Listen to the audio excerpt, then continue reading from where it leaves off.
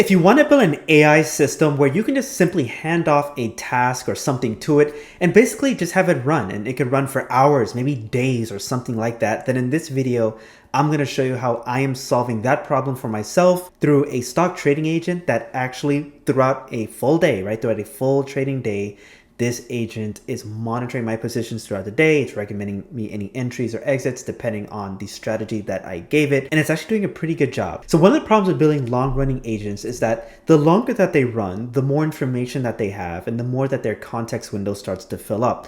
And the problem that creates is that it creates a lot of drift, right? Especially a lot of instruction drift. You'll eventually get to the point where there's so much instruction, there's so much things that the agent is hanging on to its context that the original instruction set and some of the little details in that starts to kind of drift, right? So if you look at my stock assistant here, if I go over here, and by the way, this is a platform that I built. I call it Bot Logic. It's basically a platform for building AI agents, right? I call it an IDE for agents, the same way that developers have coding environments. This is basically an environment for you to actually build, manage, and run and schedule your AI agents. And you're not locked into just using Claude or Codex. You actually have the ability to use them both. As you see here, I have both of these. All right. So anyway, coming here into the agent MD, you can actually see that this is a very big instruction set, right? I have a lot of instructions right here. This is easily, this is over 600 lines of instruction that I am giving this agent, and I have plans to kind of break it out and summarize it a bit more. But the thing is that as you run this agent, right? Like imagine this agent is running throughout the day. It has all these different tools, right?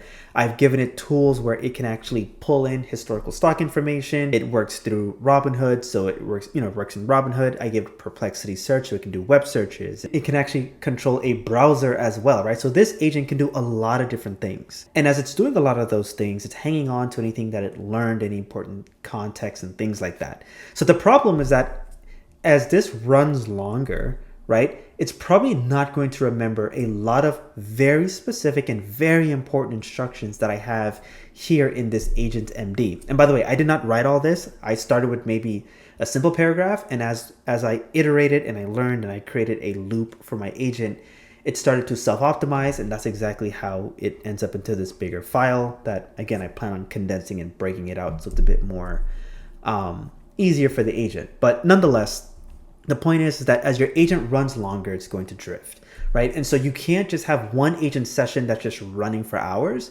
because it's going to fill up its context window. So what exactly is the solution here? So first, you want to kind of think about like an employee. When an employee comes in and they do their job, they have context based on the previous days, right? Days, months, years, whatever, that they've been going to that specific job. So they're aware of everything. They know what's happening in the company. They know what the current objective is for the quarter. They know what things need to be delivered. They don't come in like it's their first day of work every single day. So in the same way, where you have an agent, if you spin up an agent, you have it do a set of tasks, right? And then you close the session, then you start a new one, right? You can give it that exact same Claude MD or Agent MD, that original instruction set. But if you're not carrying over previous state from previous work, right, then your agent is almost like it's starting this job at day one, has this big list of instructions, it has all these tools, and it'll create the output that you want. But again, you're not passing over any context. Now keep in mind, for a lot of workflows, you may not need this, right? If you're building a simple workflow where you're just having your agent just deliver a certain specific and very defined output every time and you're happy with that, you don't need this. But in a case where you want something that's long running, where your agent needs to carry context forward as it's running throughout the day, then this is what's important. And again, I needed this for my stocks agent because as it's carrying context throughout the day, it's carrying different things, right? So for example, when I pop back over here, as you see into my platform, I actually built this state piece into the platform. And as you see here, right, it has an objective, it has a current assumptions, any blockers, next action, and it has a key things that it needs to not forget. And this gets updated and rewritten, but the most important thing is that it has a very hard and fast rule, which is it cannot surpass more than 2,000 words. This forces the agent to really be specific about what it's putting here, and it's not just another note place to just kind of dump a bunch of information. So again, as the agent is running, we need to carry context between sessions, right? And this is not really instruction set. This is context more about what did you do last, right? What is the most important thing that we're working on? What was the last thing you did? Are there any blockers in your way? Any assumptions? What are things that we need to remember for the next time it runs, right? It's a very defined block of information that the agent needs to carry over between runs. So the solution I came up with was not just having one agent continuously run, obviously because of the whole context window. It's to actually take advantage of this whole kind of agent sleep wake up loop. So basically all I'm doing is that I'm pulling the agent on a schedule, but in between the schedule, it's checking that state document. So the trigger happens, in my case, it's a schedule. It will read its agent markdown file with the original instruction prompt that gives it, its identity, what it does, all the tools that it has access to, all of those things. And then it's going to read its state file to figure out exactly what happened last, what am I doing next, what's the main objective that we're working on right now.